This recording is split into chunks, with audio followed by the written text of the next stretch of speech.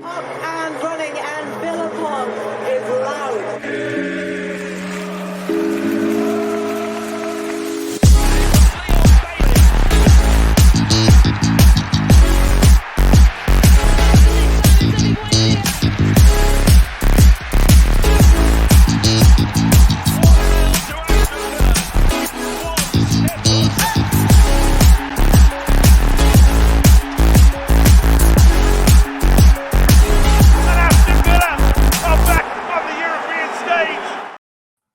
Hello and welcome to the Villa Park podcast. It's me, Rich, and I'm back for your favourite tactical analysis show, talking tactics. This time, though, reflecting on a rare defeat, this time to Nottingham Forest 2-0. And we've got loads to go through. But first of all, welcome to Gareth. How are you doing, mate? A bit of a disappointing one this weekend.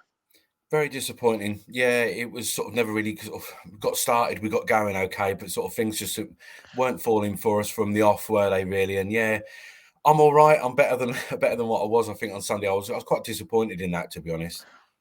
Yeah. Well, we're going to get into it all. We've got loads of screenshots that you've done, brilliant stuff, brilliant analysis, the usual stuff, the Highline debate, the pressure on the ball, Nicolo Zaniolo is coming up, and also some interesting analysis on those passes in their half and around the box to come. But first of all, do please hit that like button, hit that subscribe button. We are inching towards 2,700 subscribers, well on the way to 3,000, which we want to do before Christmas. So you guys can really help us get there. Like, subscribe, and comment below on your thoughts from Sunday and any of the analysis that we're doing. So Gareth, we starting with the screenshots. Yes, we've got so much analysis to do. So let me just share my screen. Just bear with me all. So we're going to start with this. We've got 5 or 6, I think, slides to look at. And at first, looking at that kind of setup for Forest, I mean, they were praised about their organisation so much. You've enabled this Forest pressing in central areas. So what was it that you really noticed about that pressing and how effective it was? Yeah, this dropped off massively after the first goal. They sort of got themselves in the lead and sort of weren't too worried about pressing so high. In my analysis, I looked at the passes per defensive action. So overall, in the whole of the game, we look at passes per defensive action is how many sort of passes they allow the opposition before they make a defensive action. Now, Nottingham Forest throughout the whole of the game was 31.3. So they allowed us 31.3 passes before they even attempted to try and press us. Now, that tells you everything compared to our 10.5. So we were looking to press. We were looking to try and win the ball back as best as we could. After the first goal, they weren't. And they knew what to expect. He set them up perfectly, Steve Cooper. He knew exactly what we was doing. He knew that we don't change. He knew that we play that box midfield. So he was just going to crowd out central areas. And he did exactly that. Yeah. Well, it was very fortunate that they got that early goal, but I guess that would have been an indication of things to come had they not. But obviously, you know, their start was so good, it allowed them to do what they needed to do. This next one, too conservative early on. Again, what is this a theme that we're seeing in away games where we're kind of not necessarily pushing ourselves in terms of attack and imposing ourselves on the game, or was it just isolated to this one? Yeah, I think how many times have we discussed it about away from home? We sort of can't seem to get it right. You know, and this is what we talk about, predictability and things like that. And it was for me, you know, a lot of these screenshots we're going to see are similar. They're sort of same sort of shape. You'll see it from the same viewpoint, but there's lots of sort of different little bits that are changing here. And McGinn was very sort of central again. We can see that box that Luis Kamara, Zaniolo, McGinn, Diaby and Watkins, we can see, look how central that is. And you've only got Digne providing the width. Now, really early on in the first half, we saw that Kamara was out towards that back three. Now, this is not quite showing it, but we will see it sort of later on. That Kamara was making that back three again. Now, we saw this again the other week. We saw it against West Ham. And that's okay at home. You're getting your fullbacks high, but away from home, we're not doing that. And Cooper kind of sort of cottoned onto that a little bit, where we're going to let Cash and Digne go high. We're happy with that. but yet Kamara was in that back three. And I just think for me, I had sort of discussions with another Forest fan on Twitter. We could have just built up with Powell and Concert in that back two and just pushed Kamara into midfield and then got sort of Diaby a little bit wide and just spread the pitch a little bit more. Get McGinn and Zaniolo in those half spaces like we used to and just spread it, make it a little bit more difficult, spread that midfield for Forest. And we didn't sort of see that. It was more sort of Cash a little bit more withdrawn and Kamara out on that right-hand side to make up that back three. And sort of this Forest fan was saying, well, Alanga, you were happy to build up with a two with Alanga, were you? And I said, yeah. I said, we were, because we're confident in that passing that Torres can get that ball into central areas and we are happy to break from there. It didn't sort of happen. It was just a little bit too conservative for me. Yeah, well, you say that where if it had left, Conser and Power and the Forest fans saying, oh, would you be happy to leave Alanga potentially being able to expose them? But we would have been imposing our game onto Nottingham Forest, which might in turn have meant that Alanga becomes more isolated or has to drop back to help out, which then obviously negates his threat going forward. Exactly that, and it's like we see it at home. At home, we sort of seem really confident in going forwards. We seem really sort of, our width is really good, the shape is really good. We're looking to get on the ball and turn in midfield. How many passes did McGinn receive in central midfield and turn on the ball? Not very many at all. And I think I've got something like 451 opposition half passes from Villa. That's an incredible amount of passes, away from home. That's really, really good. But yeah, we didn't sort of seem to do much with it. We were caught in between two minds. Do we go wide? Can we go through central areas? And this is what I mean by Kamara making up that back three. Now, Cash is nice and high. That's great. But look at Forest shape. We could afford to have Powell and Konsa on the ball there and Kamara pushing into midfield, shifts McGinn up a little bit more, shift Louise up and just play with Kamara screening almost in front of Konsa and Pau Torres. It didn't happen. It was just a little bit too conservative. Yeah, the other little thing on that for me as well is if Kamara pushes in, obviously McGinn and Louise go, that then leaves a little hole then for Diaby to drop into to then pick up the ball on the half turn, because we just didn't get him involved in the game up until probably 65, 70 minutes. No, and this is the thing. Like I say, I'll go back to it. At home, how many times do we praise Pau Torres for getting that ball and pushing it into midfield? This is why he's been brought into the side. Again, we saw that on Twitter discussion the other day. That's why he's been brought into the side. But it wasn't it was neither here nor there. It wasn't, the passing wasn't as brave, I don't think, as what it could have been. And I think you're right in Diaby. We didn't get him involved in the game so much. And there was not enough positional rotation in midfield for me. And I know Forest were in a bit of a low block. And we've discussed the PPD, they were a little bit low. But we've dissected and broken down better sides than this. Exactly. So Nicolo Zaniolo, I've obviously come out and said I'm not having him right now. I think he's wasteful in possession. I don't think he's 14 appearances, no goal, no kind of direct goal involvements in terms of assist or goals. He gets pushed off the ball quite easily for a big man, but is in his defence, as you put there, does this role actually suit him? No, it does not suit him. And he's not a winger. He's not a wide player. He's a number 10. And I think this needs to sort of be addressed a little bit more, really, because either you're going to play with the width of Leon Bailey, which, again, we saw at half-time. So the change was there again. We've seen it, the last 3 games that's happened, I think. So you can see sort of that is not working. And I think he's sort of like a victim of his own sort of his own skill set almost. Is that, well, we're going to put him in this role. We're going to squeeze him in there because we don't want the width in Bailey so much. We want to have a sort of another number 8 in Zaniolo and McGinn.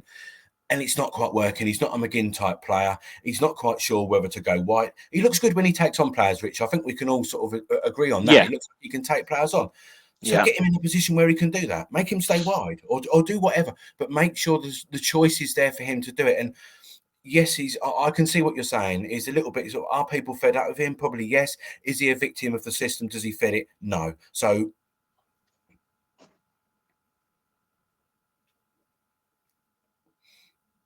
yeah, agreed. I just lost you there for a second, but I think you might be back. Now, the thing that has caused so much debate, obviously, Dion Dublin quoted on Match of the Day too about kind of Villa's Highline and it being disastrous or something, or I can't remember what he said, diabolical or something. But yet we're sitting 5th in the league and we've employed the same tactics since Emery's come in. But what are your observations on it from an analyst perspective? My my viewpoint on the high line. I don't like it so much. I don't like it away from home, and I don't like it at home. It works. I'm not discussing this when this is just a personal opinion of mine, but it's got to be right and it's got to be done at the same time. Let's be honest. If people look back, we don't see it all game, every game. We don't see it. We don't see it all the time. It's sort of in different stages of different games that we see this. Villa worked out that they had pace in behind and they could try and sort of squeeze. We could try and squeeze them up a little bit. I've drawn an arbitrary line here. I'm no VAR, probably a little bit better to be fair, but I'm no VAR. And you can't have a high line that's going to look like this. That is disastrous. Dion Dublin's right. If that's the case, that is disastrous. You can't do that. Stick it on the halfway line or don't stick it on the halfway line, but at least be in line with each other, communicate with each other. They had pace in behind. We were lucky to get away with it. In my opinion. No, that's the fair. When you look at it like that, you see like that is not organised. Like the picture going round of us at home, where you've got all 4 or 5 defenders at that particular time, all organised, all set. You're saying that's brilliant, but that's 6s and 7s. That I mean, that's but also obviously we're gonna point into the next section around the pressing ahead of that line, and you're putting pressure on the ball, yet a disorganized high line. I think that just indicates that both have to be synchronized. You have to have your organization of your high line, and you have to get the pressure on the ball right. Otherwise, it's all messed up. It does, and also you can't put pressure on the ball there and play a high line within 15 yards of each other. Yeah, that's true. Yeah, that is very true. It's just ridiculous. Yeah. The pressure on the ball has to come higher up. Yeah. You can't do that. If you're gonna do that there, you've got to drop off. And Conte's got to be shouting to Powell, just drop because we're too close. Just drop. We're 10 yards, 15 yards. We're too close. Just drop off. You've got 3 Forest players there. If that ball's right, which it was, when we caught them offside, it did work to that extent, didn't it? We can say that we caught them offside multiple times. It did work. But it's very, very risky. And you're 2-0 down already, 1-0 down by this point. So it's just got to be a little bit sort of more organised. And I think he would have been annoyed with that. Yeah, absolutely.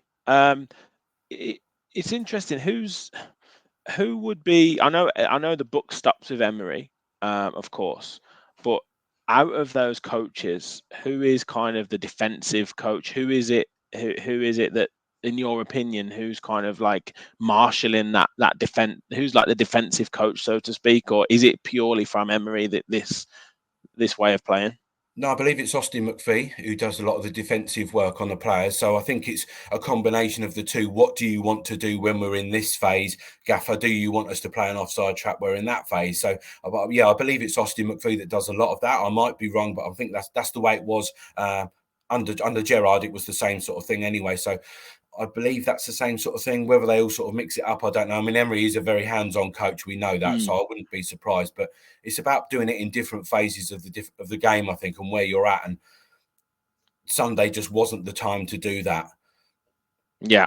It wasn't, and we can keep going on and on and on about it. But yeah, it was just so frustrating. And we're going to cover like the kind of screen, the viz pictures and stuff, just to show where the passing networks were, where the kind of passing it in and their half was, and almost kind of how frustrating and wasteful it ended up being. But look, Gareth, fantastic analysis so far. Guys, if you like this sort of stuff, hit the like button, hit the subscribe button, help us on the road to 3K. We want to get there before Christmas, and you guys can really help us do that. So let's look at these passing networks. Heavy passing again, like you said, across that back line, Power into Dina, Kamara or Konza into Cash, but not really in anywhere areas, from my perspective, looking at this, where we were hurting Forest. No, I mean, you can see how high we play. I'm going to doing some work currently on defensive lines in the Premier League to see whereabouts we're at, and we're not actually the highest. We're I think we're 7th lowest in the for a high line. We're nowhere near playing a high line. So it just shows you we don't do it all the time. And but we had it against Forest. We had all the possession of the ball. 73% possession in the ball. You've got to be doing more than that away from it. If they're willing to sit off like they were, even at 2-0, if they're willing to sit off, that's really good. But you've got to be able to finish chances. You've got to be able to create and everything else. And we'll see all that. And I think a lot of it, I know people don't like it, but things weren't falling for us, if you like. No, the ball that was sort of coming off the side where we could sort of nip in and take it and we'd be in, the balls were falling to Forest players and we just didn't have that rub of the green, if you like. So there is party to that as well. But to dominate the ball like we did and not do what we could have done with it was pretty poor. Yeah. Luca Dean, look at that in terms of the threat contribution. Now, there's been debate on Luca Dean's performance. Did he have a really good performance, or was he wasteful in possession? Analyst perspective.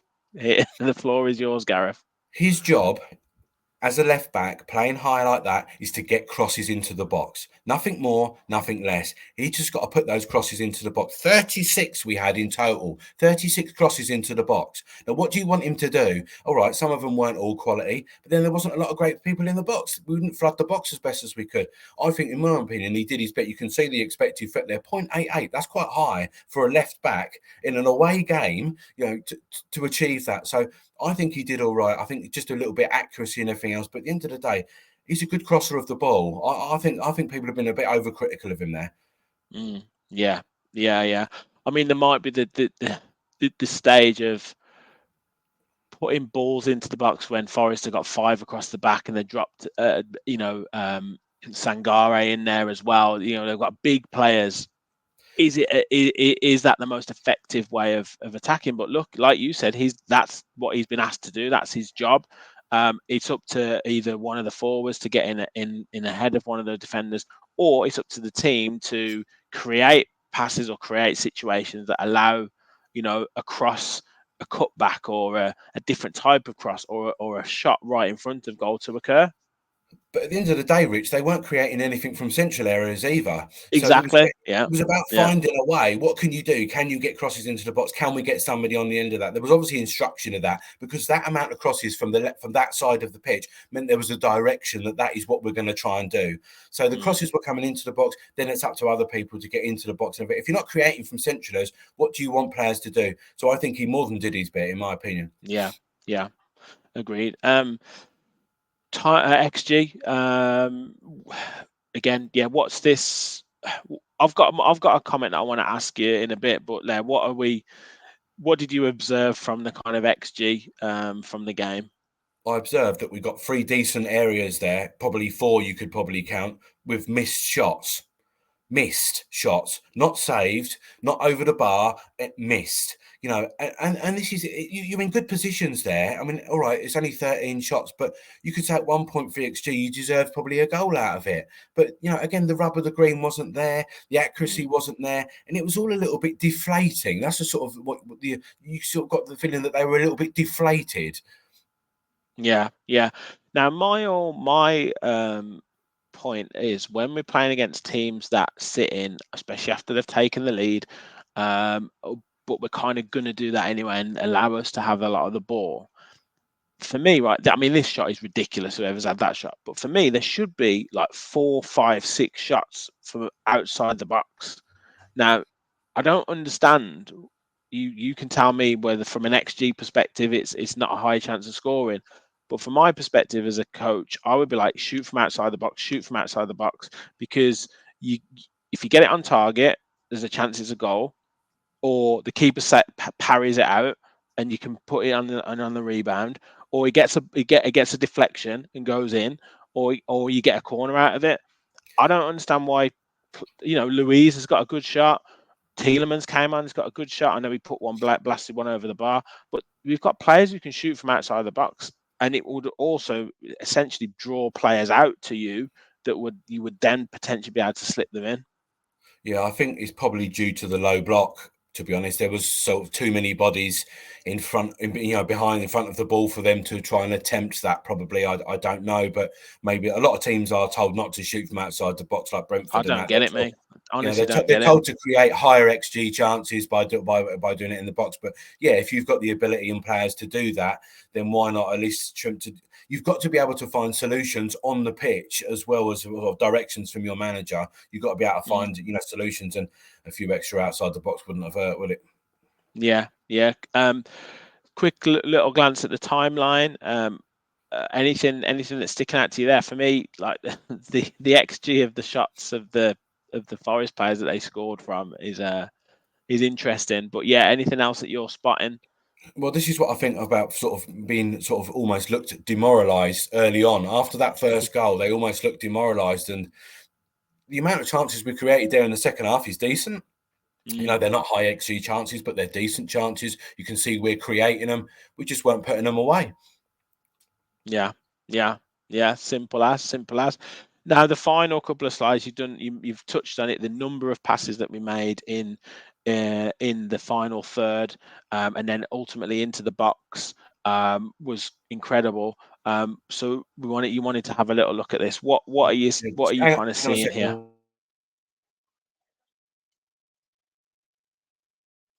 Oh, just bear with us 1 second.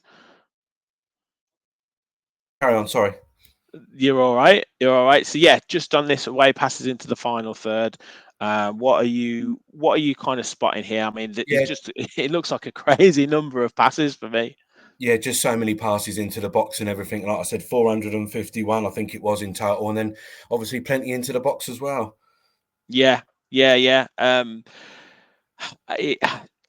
What would you do as like if you was kind of sending that back to Villa in terms of this? What would you be saying? What would you be saying that this is telling us, and what would you be kind of expecting the coach to take on board from that? I wouldn't be telling them anything. I'd just be telling them that you're creating all these opportunities, and you know, get it into the box, or at least, like you suggested, take some pot shots, take some long shots, but do something with it. Yeah. No, it's interesting stuff, but still, like you said there, is it a case of look at the 2 chances that they scored from? I think they had 3 shots in the whole game, or some on target in the whole game. Would you put it down to it was one of those days, bad day at the office, where things just didn't fall for us, frustrating? You look at that possession, you think any other game we probably would have scored, or what have you? Or does it point to maybe something slightly more worrying, particularly in our away form? No, not for me. I think it's just a case of sort of you know, the performance was okay, wasn't it? They created plenty of chances, sort of thing, in respect of being away from home. Just a few issues with the high line and moving things about and things like that, but nothing to worry about for me. Just one of those days. Fair enough. There you go. See, no need to panic, Aston Villa supporters. Quick word on the upcoming week. Obviously, we've got AZ Alkmaar tomorrow, Thursday, and Fulham coming up on Sunday. 2 big opportunities. One to kind of cement ourselves as favourites to go through in the group, in the Conference League, and secondly, you know, a decent home game against a pretty decent Fulham side, but a decent opportunity to get us back on track, ready for the international break. Yeah, important week. I think we should be all right. We should be all right in the group, and I think we should be all right against Fulham. But yeah, it's a big week for them, isn't it? Absolutely, mate. Well, look, thank you so much for the fantastic analysis, as always, mate. I'm sure your Twitter following is growing and growing and growing, but just in case no one has heard, where can we find you? You can find me at that Gareth JC. Brilliant, mate. Brilliant. Any questions or comments you've got, let us know in the chat. Anything you want Gareth to look into, particularly going into international break as well. He's mentioned kind of Highline analysis. So anything else that you want us to look at, please do get in touch. Hit that like button, hit that subscribe button. Make sure you comment down below. And as always, remember, we all follow the Villa. Thanks, everyone.